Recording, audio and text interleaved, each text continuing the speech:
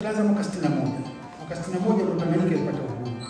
Mimi nilikuwa takriban miaka 14 15. Lakini sielewi maneno. Hata wazee wetu walikuwa hawajui maneno. Kuna watu wengine walikuwa nafikiri uhuru maana sasa ukishakuwa uhuru au hivyo tunaondoka. Zile nyumba za zote tutachukua. Kuna watu walikuwa wanagombana sasa kwa ile nyumba ya kwangu mimi wakiondoka tu. Tajiri mkubwa Dodoma alikuwa mjani. Sema ile nyumba itakuwa kwangu. Sasa wanafunzi hata kadhalika wao wakifikiri kwamba sasa tukishapata uhuru sasa tutabadilisha majina ya shule zote.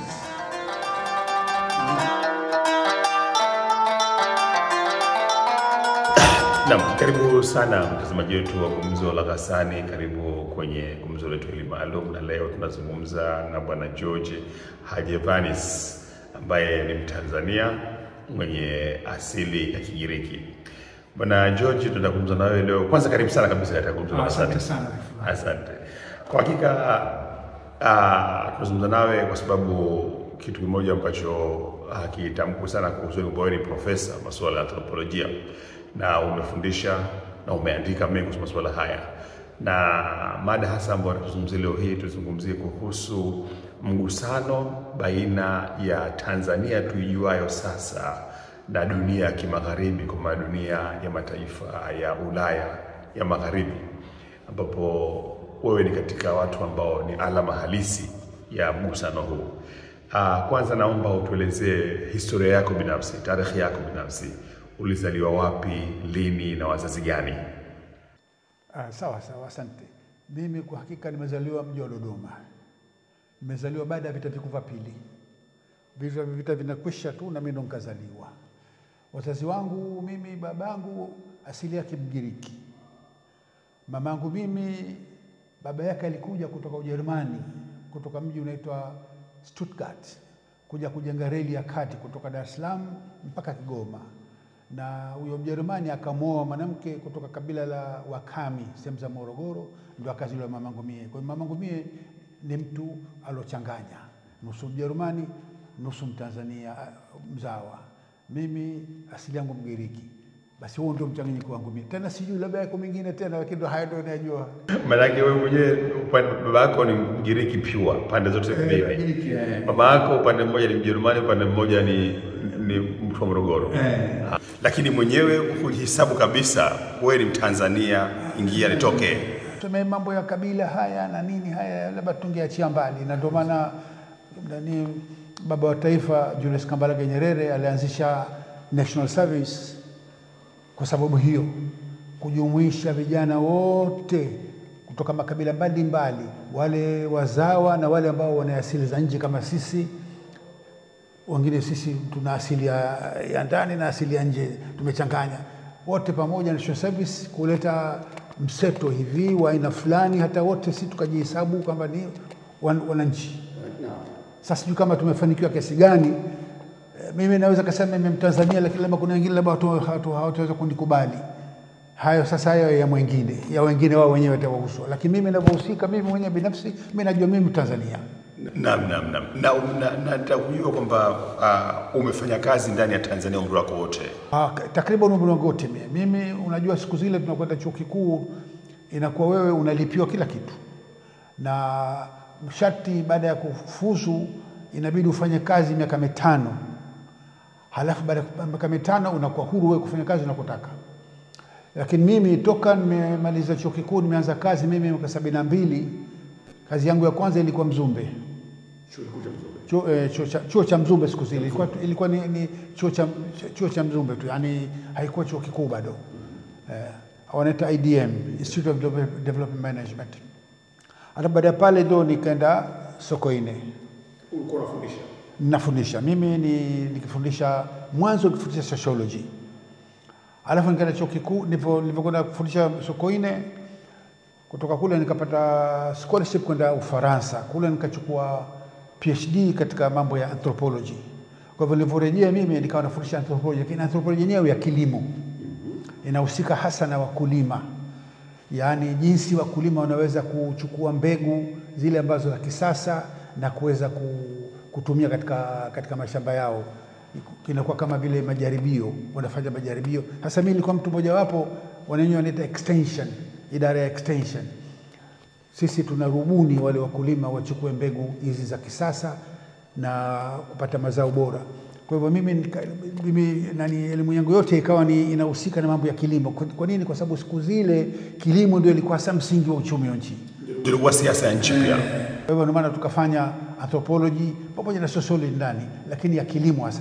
Namna ya kuweza kukusanya wakulima, waweza kukubali mbegu mpya, taratibu mpya za kilimo ili waweze kusonga mbele. Kwa hivyo nimefundisha hapo Sokoine, kuchukua Mzumbe na Sokoine takriban miaka 24 mimi nimesomesha Morogoro. Nimekwenda kijana, nimeondoka nikiwa mtu mzima. Alafu baada ya hapo sasa ikawa tatizo ikawa sasa kwenda watoto wangu kwenda chuo kikuu sasa. Ikawa dhiki kubwa sana kwenda chuo kikuu. Haiwezekani. Taabu kabisa, nafasi chache na nini. Basi ndio nikahamia sasa kwenda kufanya kazi Afrika Kusini. Kwanza nikaanzia kule Lesotho. Sasa kule ukiwa mwalimu wewe watoto wako wanasoma bure. Chuo kikuu, mimi nilikuwa mwalimu wa chuo kikuu, profesa. Kwa hivyo watoto wangu wanasoma bure, wanalipiwa bure. Wewe unalipa kama labda 15% hivi. Ile iliyobakia losalia chuo kinalipa. Nikaona basi khairi niende kule. Maana ile miaka 5 sio kwamba nimemaliza, nimeongezea mingine. Imekuwa 24. Wengine miaka 5 hakumaliza, wameondoka. Kwa hivyo nimekaa kule mimi miaka 5. Watoto wangu wamekuwa wamesoma, wamefuzu. Alafu ndo baada ya pale ndo nikaondoka. Tukasafiri sasa nikaenda Guinea, nikafanya kazi kule pamoja na mke wangu na yakifanya kazi World Food Program. Alafu tukaenda Sudan, kule pia tumefanya kazi. Mimi nikisomesha tu katika hivi vyuo huria.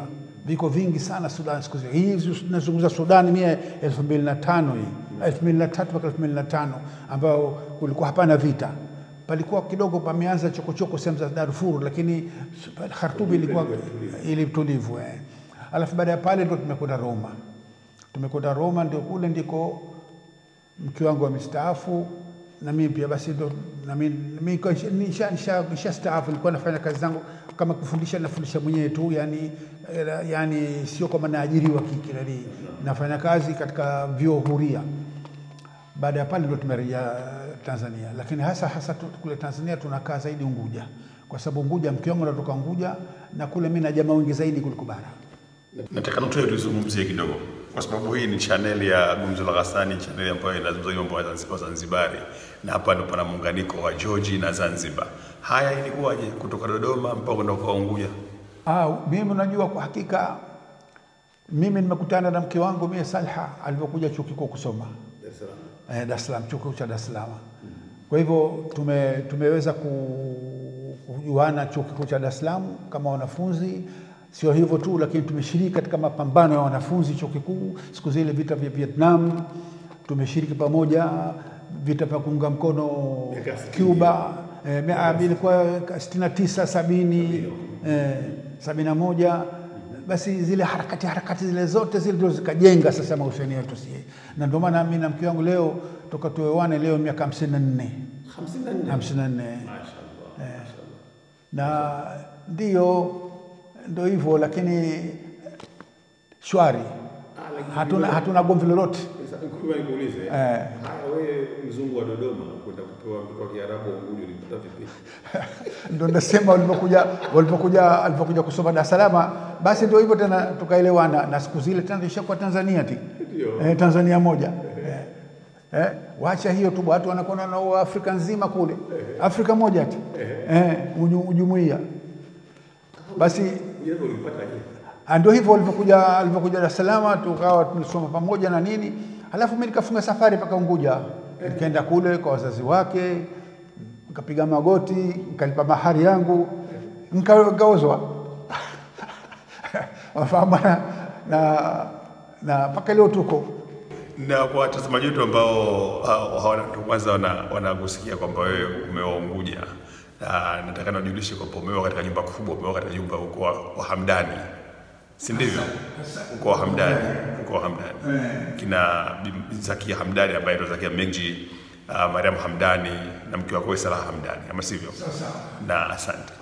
Na tuje sasa katika ile dhima ni maudhui makubwa ambayo nimekuwa tuzungumze hii ya mgusano baina ya ulimwengu wa magharibi na Tanzania tunajua hivi sasa. Wewe ni alama moja wapo.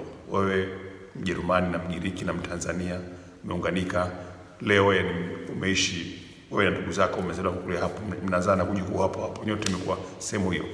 Katika mazungumzo kabla hatuja rekodi uliwahi kuniambia kwamba hapana, pia kuna Wagiriki wengine wamekuja, kuna Wataliano wamekuja, kuna Wapolandi wamekuja.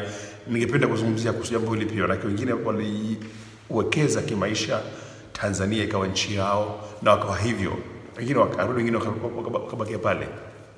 Tule katika mfano yao, kwa mfano. Labda tungeanza na babu zangu mimi Wagiriki.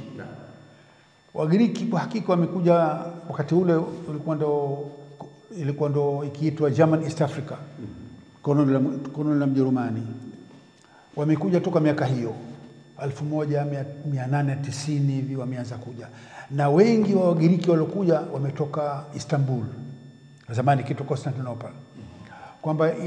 Kwamba ile nchi ilivyochukuliwa na Mturuki ikawa sasa wale wafanyabiashara wa Kituruki na wale wamiliki ardhi wa Kituruki wakawa na haki zaidi wao, wakawa wanachukua ardhi, wanachukua maduka na nini.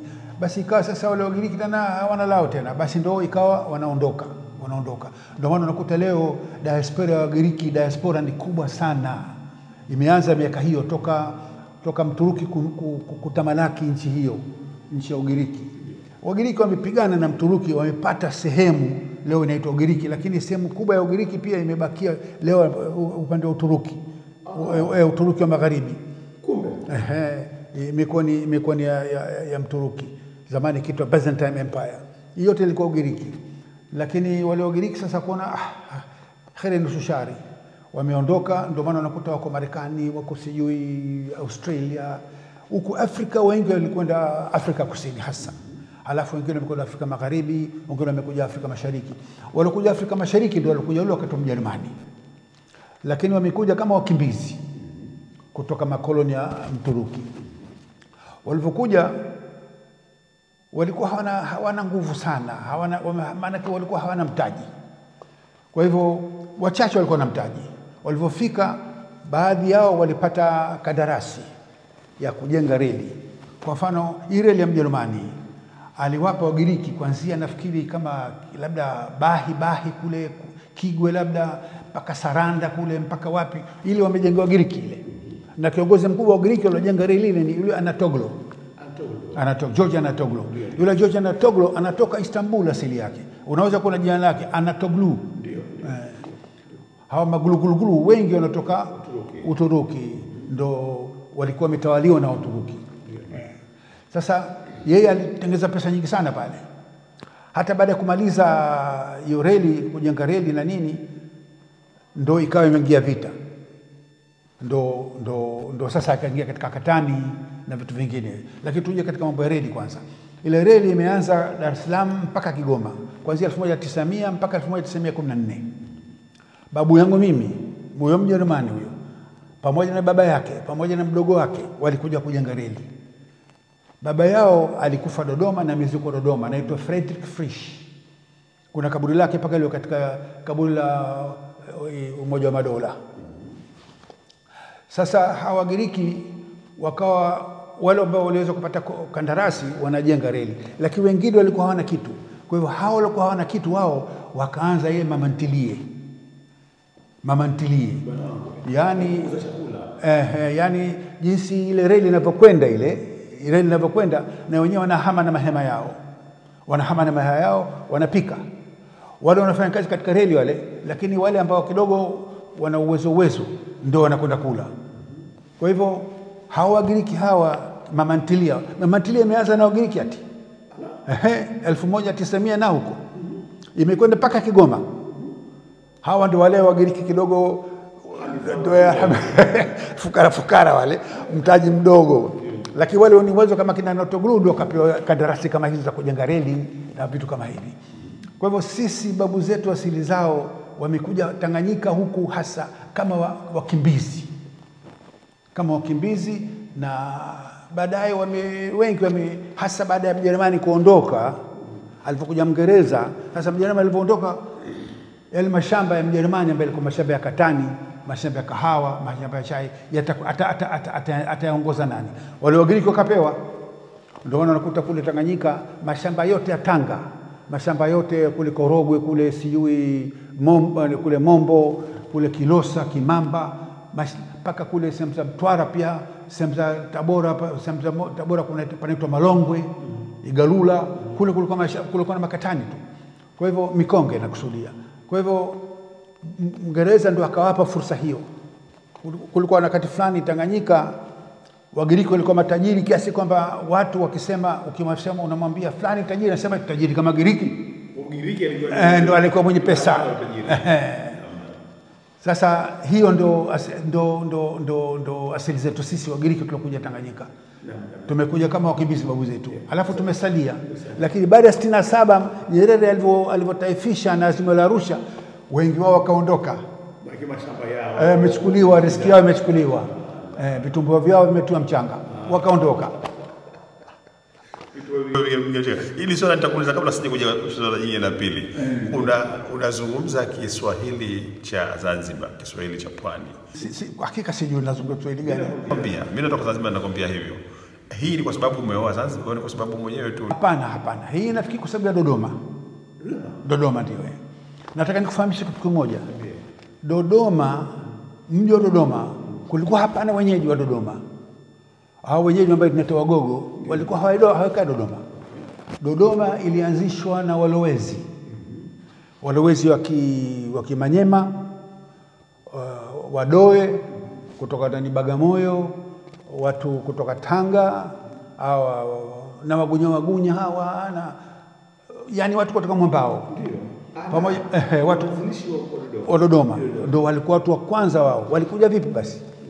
Wakati ile biashara ya kwenda Kongo ile kina tipu ile, Dodoma ilikawa kituo kikubwa watu kupata riziki zao wao. Wakifika Dodoma wanakuta wale Wagogo ndio walikuwa wanafuga ng'ombe. Sasa wale Waswahili wale wanawahi kwenda kule, wananunua mifugo kwa wale Wagogo, wanatengeza hizi nyama za kubanika hizi. Alafu wananunua mtama kwa Wagogo. Dodoma imeanza na watu wanajenga malindo, yani pa kuwekea maghala ndogo kuweka bidhaa. Wanakuja wale wafanyabiashara Kiswahili kwenda Kongo, wanataka chakula hapa. Basi wakija pale wanakuta tayari kuna mboga zile mboga za Kigogo zile za kaushwa zile za kukauka zile, na unga wa mtama, nyama ya kubanika. Ndio walikuwa mwanzoni wamekuja kama sio wale Waswahili tu wanani habari walikuja kuanzisha hiyo biashara, lakini walikuja na Wahindi vile kutoka Zanzibar. Walianzisha wao, ndio wakaanzisha maduka madogo na wananunua bidhaa. Kulikuwa sio mji hasa. Alafu ndio pole alipokuja Mjerumani akajenga boma, ndio ikawa mji. Reli kapita ikawa mji. Lakini kabla ya pale ilikuwa ni sehemu iko watu kutoka Pwani na wapi huko pale. Kama masoko tu hivi. Kama Gulio. Dodoma ilikuwa kama Gulio tuseme. Ndio asili yake. Wagogo walikuwa na Dodoma ulikuwa mji wa Waislamu. Kwa sababu watu wote wametoka Mwambao au wametoka Kongo. Hawa Wamanyema kama vile Wabangu, Wakusu, Wabembe. Hawa ndio wanaitwa Wamanyema, lakini Manyema ni pori. Ndio makabila yao yapo. Ndio kaona kwa Wabembe na nani hao. Hawa ndio wameanzisha mji wa Dodoma, na ndio hao walikuwa ndio wanachama watano wa mwanzo kwa Dodoma. Na ndio walikuwa mbele katika mapambano ya kumondoa mkoloni. Kwa hivyo Dodoma ni mji umeanzishwa na walowezi. Mataifa, ulikuwa mji wa kimataifa tuseme. Wakati mji wa kimataifa ndo maana yake. Baki mataifa mengi yamekuja pale. Na pale. Na hayo ndo mazingira ambayo umezaliwa wewe. Sasa kile Kiswahili cha Mwambao kile kipo. Watu wa Tanga wale wengi, mashehe takriban wote wa Dodoma walikuwa kutoka Tanga, wakina Sheikh Sefu, kutoka Tanga. Halafu sio hivyo tu, Dodoma kulikuwa nasema ito Kikuyu, walikuja watu kutoka Yemen wakawa wameishi pale, wakina Al-Kulebi, wakina Makbel na nani. Alafu kulikuwa na Wanubi waliletwa na Ujerumani, wakina Haji Ahmed Haji nani sijui, nao pia walikuwa pale. Kwa hivyo ni mchanganyiko kwa sababu unavyosema wewe, mataifa yote. Kwa hivyo ilikuwa basi watu wakizungumza Kiswahili si yani Kiswahili chenyewe ni kile kwa hivyo unakuta Bagamoyo, Morogoro, Dodoma, Tabora, Kigoma Kiswahili kile kile, lakini baadaye sio kimekuwa, lakini Dodoma kimebakia kwa sababu ni kati kule kidogo sio mbali sana, lakini Kigoma ndio wameupoteza tena wale. Naam. Sasa ni swali jingine, wazee wako walikuwa wanazungumza Kiswahili wao? Bila shaka mimi babangu alikuwa akizungumza Kiswahili vizuri sana, mamangu alikadhalika. Mamangu mie ni pande mbili, mamako ni Morogoro na ni Mjerumani, kwa hivyo anazungumza Kiswahili kama kawaida. Mamangu hakika nikisema ninasema kusema mimi mamangu alikuwa intellectual, alikuwa msomi kuliko babangu. Babangu mimi nikasoma mpaka darasa la 6 nafikiri, hesabu na nini. Mamangu mimi mpaka darasa la 8 kasoma mission. Mamangu alitaka kuwa sister wa mission. Alikuwa anasema, akiandika wewe utafurahi mwenyewe anavyoandika na hati zake zile. Alikuwa msomi mkubwa sana kwa wakati ule, kwa sababu wakati ule Mwafrika anasoma mpaka darasa la 6 tu, badala 6 haruhusiwi ati. Kwa hivyo alikuwa ni msomi, na ndio maana sisi akatuchukuma. Sisi shukrani namshukuru mama yetu. Haya, tuje sasa katika jamii za wengine. Umeanza na jamii ya Wagiriki. Vipi jamii ya Wataliano kwa mfano? Wataliano kwa hakika, Wataliano mwanzo waliokuja Tanganyika walikuja kama wakimbizi. Nitakwambia kitu kimoja, babangu mimi alikuwa akichinja ng'ombe.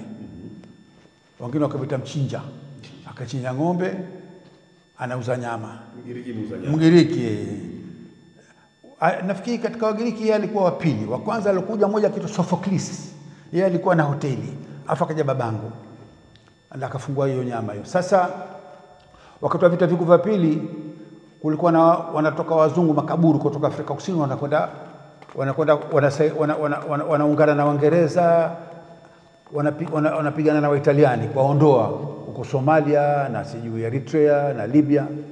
Sasa wakipita Dodoma ndio ilikuwa ndo katikati, barabara inatoka Cape Town kwenda Cairo. Dodoma ndio ikawa sehemu ya biashara sasa. Sasa wale wafanya biashara kutoka Zanzibar hawapo tena hao sasa. Hii historia imekwisha hiyo. Sasa tuna historia mpya sasa. Hii sasa maduka makubwa na nini, wanatoka wale wanajeshi wanakuja, wameweka kambi moja nje ya Dodoma panaitwa Medeli. Wako Medeli, sehemu za kama unakwenda Bihawana huko, barabara ya Iringa. Basi wana kambi lao kule. Babangu mimi akapata kandarasi ya kuwapa nyama. Basi akawa anachinja kwa siku, anaweza kuchinja sio hata ng'ombe 10. Maana ni wanajeshi wanakula kweli hao.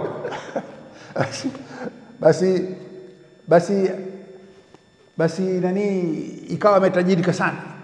Sasa wale wanajeshi walipokwenda kule kupigana na hao Waitaliani, wale Waitaliani walikamatwa, walioshindwa wale, wakaletwa Tanganyika. Unaona ile vita ile ikaleta riski mpya sasa. Wakaja Waitaliani wakaletwa kama mateka wakivita. Wakapelekwa Tabora. Kule Tabora wakajenga kambi kubwa sana. Wakiita wale wenyeji wakiita Mbugani, wengine wakiita Flotini. Flotini. Ya Italiano. Ndio wakikaa Wataliani. Siku za mwanzo hawaruhusiwi kutoka. Wote wanaume. Hawaruhusiwi kutoka. Lakini baadaye sasa kiwa kidogo wakaregeza kamba, mkoloni Mwingereza akaregeza kamba, maana watu wafungwa wake yani.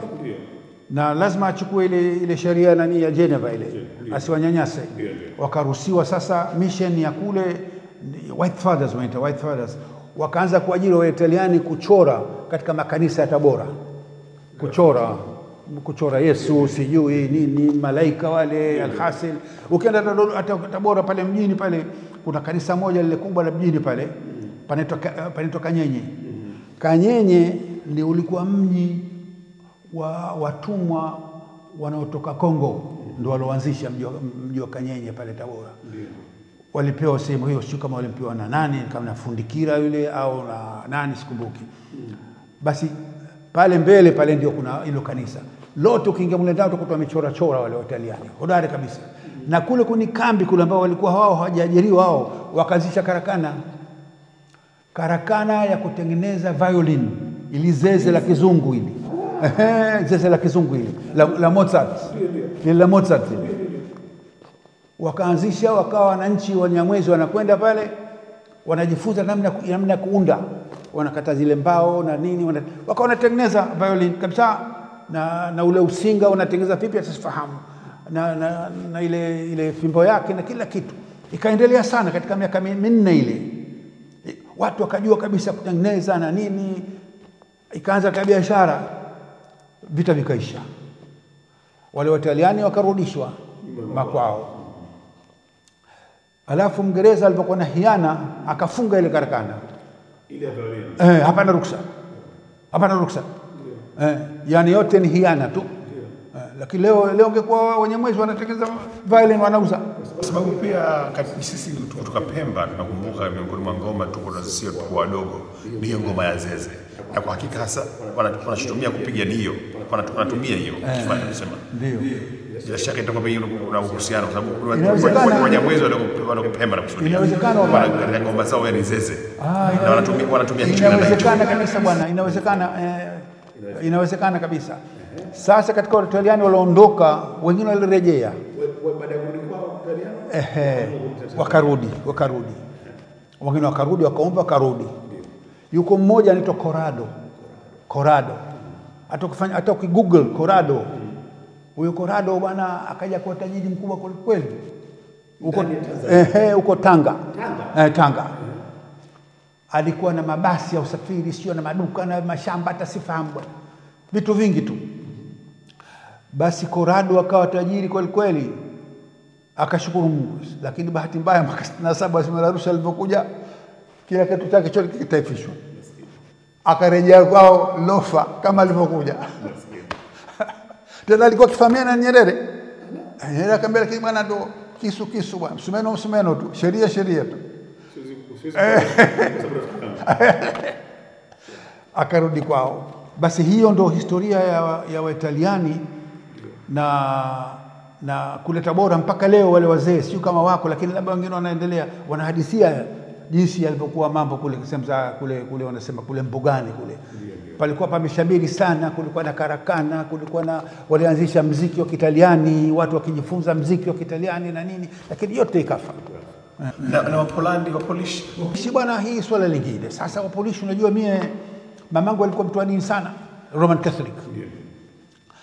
Sasa sisi kule Dodoma tukimfuata mama, tunakwenda kanisani. Hasa katika hapo kanisani wanakuja Wapolish, watu wazima sana. Nakusudia ni kabla ya uhuru hiyo. Wanakuja Wapolish. Basi mmoja kitu Margarita alikuwa shoga yake sana mamangu. Sasa baadaye ndio mamangu akasema unajua hawa wametoka Poland, wamekuja hawa kama wakimbizi hapa.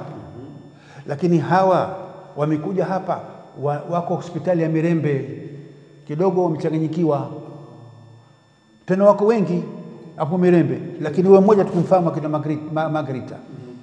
Wengine wako Arusha, wengi wako Arusha kule. Waliletwa na Mngereza. Ilikuwa hivi vita vikuu vya pili hivi, wakati Mjerumani alivyovamia Poland, wale walotoroka kuepuka vifo wakapitia Urusi. Lakini walipofika Urusi wakaona ule komunisti hao tuweza kumudu. Wakatembea wakaja mpaka wakapitia Iran kwa miguu. Iran, Mashariki ya Kati mpaka mwisho sijui wapi, sikumbuki tena. Halafu kule Mngereza akawasaidia, wakapanda meli mpaka Dar es Salaam. Mpaka Tanga. Kutoka Tanga wakapelekwa Tengeru. Panaitwa Tengeru kule Arusha. Kule ndio kukajengwa kambi kubwa sana ya wakimbizi wa Kipolish. Wengi sana walikwenda. Lakini wamekuja kwa miguu kutoka kwao Poland kupitia Urusi, alafu baadaye Mngereza akawasaidia wakaja kwa meli mpaka Tanga. Wewe soma tu, ipo atakata Google labda. Sasa wao wale walikuwa Dodoma, wale takriban wote walifia Dodoma, wamezikwa pale pale. Kwa sababu walikuwa tena wameshachanganyikiwa, wengine maana yake kama yule Margarita, yule watoto wake na mumeo aliuawa. Kwa hivyo yeye peke yake ndio aliweza kusalia na kukimbia huku. Hakuweza kuishi kule. Yeye tena ndio alichanganywa zaidi. Sasa walipopelekwa Arusha, sasa kule walionekana wamechanganyikiwa, ndio kapelekwa Dodoma. hospitali ya Mirembe. Unajua zamani kulikuwa na utani, ukisema nimetoka Dodoma, wewe pole bwana, unajua umepelekwa Mirembe huko. Basi wale wakaletwa Mirembe kule kutibiwa. Hawa walikuwa jamii wa Polandi ambao wana jamii ya Kiyahudi. Walikuwa ni Polandi ambao wana asili ya Kiyahudi au kwa mchanganyiko mwingine. Hao walikuwa Katoliki. Katoliki. Na Karibu wote walikuwa jamii Tanganyika walikuwa Katoliki. Naam. Ndio sasa wale waliokuwa kule Tengeru walikaa mpaka nafikiri wengine hata karibu na uhuru kama sijakosea. Karibu na uhuru hivi wakaondoka sasa. Wengine wakaenda Canada, wengine Uingereza, wengine Marekani, lakini hakuna alorudi Poland sidhani. Sasa nakumbuka katika siku hizi mbali sana alikuja rais wa Poland akaenda akashukuru Tanzania kwamba iliwapokea watu wake miaka zaidi ya hata zile ilikuwa na program moja mizungumzio kwa watu wao. Ilikuwa na program mzungumzia habari ya Tengeru. Naam. Sio hivyo tu, pia unajua Tanganyika pia walipata wageni kutoka Afrika Kusini. Makaburu wenyewe. Unajua kule Afrika Kusini wakati Mngereza sasa anataka kuteka ile nchi sasa, ile nchi ya Afrika Kusini iwe ya kwake. Kwa sababu wale makaburu walianzisha jamhuri zao. Kuna jamhuri ya Transvaal, ya Natal, sio ya Orange Free State. Ile Western Cape kule alichukua yule toka kati ya Cecil Rhodes. Sasa Mngereza anataka kuchukua na hii sasa. Sasa wale makaburu wanapigana sasa. Mngereza akafanya unajua? Akakusanya watoto wale na mama wote akaweka katika makambi yale. Ndio wanasema concentration camps za kwanza. Hitler alijifunza kutoka Uingereza, kutoka Winston Churchill. Hii ni fikra za Winston Churchill. Wakafanya yale makambi yale, wakapeleka watoto wale na mama zao katika hayo makambi, concentration camp. Wale wanaume wale wakapanda farasi zao wakapigana sana. Lakini Boer War ya kwanza sikumbuki tarehe gani. Alafu Boer War ya pili kama ni 1899 sijui. Wanaita Boer War, first and second Boer War. Nimesahau kidogo yake. Nimesoma zamani tena. Ashakuwa watu wazima bwana. Sasa wale ambao walikataa kusalimu amri walikuwa na majemadari hivi na nani, wakakodi meli kutoka Afrika Kusini mpaka Tanga. Hiyo meli ndani wameweka magari ya ng'ombe na ng'ombe zao mpaka Tanga. Walipofika Tanga wakatoka Tanga sasa na magari yao hayo ya ng'ombe. Sasa angalia manake, lakini hii ni wakati wa Mjerumani sasa. Tanganyika wakati wa Mjerumani huyo. Sio Mngereza. Wakati wa Mjerumani. Akawapokea Mjerumani ndo ndugu wao. Hata kule Namibia wako bado. Wakatoka Tanga mpaka Arusha panaitwa Oldonyo Sambu. Oldonyo Sambu wakapewa wao. Ni sehemu ina rutuba kubwa sana. Oldonyo Sambu pamoja na Ngare na Nyuki. Maeneo makubwa sana. Wale makaburu ndo wakasalia hapo. Wengine wamesaa sana huko. Bado utaweza kuwaona wengine. Wako utajua hawa basi wao wakawa wakulima wakubwa sana. Na siku zile ile Arusha na Tanga ilikuwa inaitwa Northern Region. Kwa pamoja. Northern Region.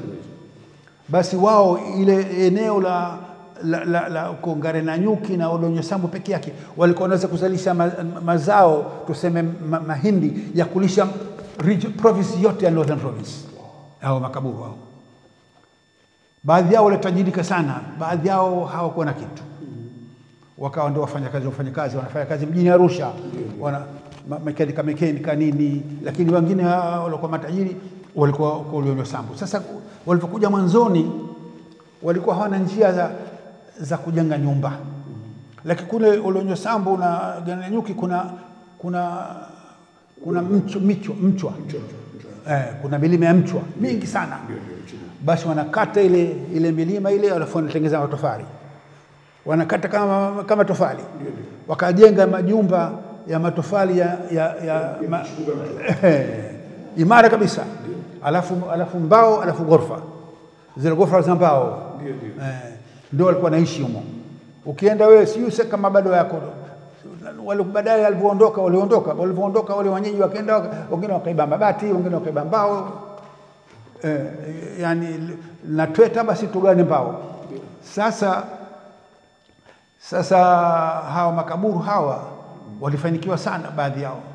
Walipoona sasa unakuja uhuru sasa mwaka 60 inaingia 61, sasa haijafika Disemba wakaondoka nao. Wakarudi kwao. Na wengi walivyorudi Afrika Kusini walikwenda hiyo sehemu inaitwa Transvaal. Na ndiko walikotoka wao asili zao. Na Transvaal. Hawa ndo wazungu wengine walikuja. Tanganyika kule kwetu wale. Haya, nitakuja tena katika hadithi yako binafsi ili kumalizia. Tumeunganisha hadithi yako ulivyogusana na Zanzibar na vitu kama hivyo. Je, katika katika kuja kwako Zanzibar ukapatiwa mke, kwa mwanamke, umepata watoto? Ndio. Alhamdulillah, nimepata binti wawili. Moja anaitwa Ida na moja anaitwa Inesa. Yule Ida ndio mwalimu anasomesha Kiswahili na lugha chuo kikuu cha SOAS London. Huyu mdogo anaitwa Inesa, yeye ni mwanasheria. Naye pia anafanya SOAS kama mwanasheria, lakini ndio anaandika mikataba yao ile, mikataba. Nashukuru ndio nasikieni tulipewa. Mkubwa sana mashaallah. Jambo la mwisho kabisa labda kutoka kwako, umekuwa profesa wa anthropolojia, umekuwa msomi ambaye unapita huku na huku ulimwenguni kusomesha hapa na pale. Ujuzi wako wote ambao umeupata, una wito gani kwa vijana wa sasa? Kwa hakika vijana wa sasa wanasikitisha sana. Mimi nazungumzia sasa vijana wa Tanzania. Ndio. Vijana wa Tanzania, ninachosikitika ni kwamba wao akili zao zote ni pesa tu, ni kutajirika tu. Wao wanatafuta kama kutajirika, basi sisi tungetajirika, basi sisi tungeweza kutajirika sisi, lakini hatukufuata utajiri. Utajiri si kila kitu bwana. Lakini sasa vijana wa Tanzania sisi wakwetu leo wamefanya kila kitu ni utajiri. Kununua magari, kununua masimu, ma-TV, kujenga nyumba, sijui kusomesha watoto nje, mafahamu, sijui kwenda hospitali nje. Wanaojiweza hao. Wasiojiweza nao wanataka waende katika mfumo huo ambao hawawezi kufuata, hawawezi kupata. Ni mfumo mgumu huo. Lakini kitu muhimu sana ambacho waweza kufanya kwa hakika, wangezingatia elimu na wachukue fani mbalimbali za kujiendeleza wao na kuendeleza nchi. Hakuna haja ya kuwa na diaspora. Watu wanatoka ng'ambo, wanatoka nje huku kwenda kule, wanasema kule kuna riski kubwa. Unafahamu? Afu wanaotoka kule wanasema hakuna riski, wanakuja huku. Wakija huku wanaona hakuna chochote. Dhiki tupu. Sisi tumeshastaafu, tunaweza kuja huku na kurudi. Si hatukai huku. Tunakaa Unguja, Zanzibar. Tunakaa kule kidogo, tunakuja huku, tunaona wajukuu zetu wanasoma, tunarudi kule, basi namna hii. Lakini hatukai huku. Sisi watembezi, tushastaafu, lakini wale ambao wanasoma sasa hivi, wale ambao wanataka kusoma sasa hivi, ingefaa sana kufanya jitihada kubwa sana kuendeleza masomo. Wapate elimu kubwa ya kuweza kujiendeleza na kuendeleza nchi pia. Haiwezekani nchi yetu ikabaki hivyo tu. Pia mimi nilikuwa nafikiria, unajua, katika yani manake madaraka ya nchi, hukumu ya nchi ile, wanatoa zawadi sana, wanatoa zawadi kwa waandishi wa habari, wanatoa zawadi kwa nani, lakini sijasikia mimi wanatoa zawadi kwa wakulima au kwa wavuvi au kwa wafugaji. Mfahamu ingefaa kuwapa moyo, labda ndio wana moyo sasa, labda wangewapa zawadi, kuna mashindano ya wakulima, mashindano ya wavuvi, wajenge vitu mbalimbali vya kuweza kuendeleza kilimo, kuendeleza uvuvi, kuendeleza ufugaji. Labda wangeweza kuwekeza mule sana. Labda ndio wale vijana sasa watapata imani kwenda katika uzalishaji mali. Naam. Bwana Profesa George Haji Vanis. Profesa George. Asante Profesa George, na ushukuru sana kabisa kupata nafasi ya kuzungumza nami. La. Kwa hakika umesema juu ya mstari kabisa. Natarajia kwamba tutapata kujifundisha mengi na watazamaji bila shaka tutakuwa na mambo mengi ya kuchangia hapa. Haya, mtazamaji wangu, nakushukuru sana kwa kuungana nasi na kwaheri hadi mara nyingine.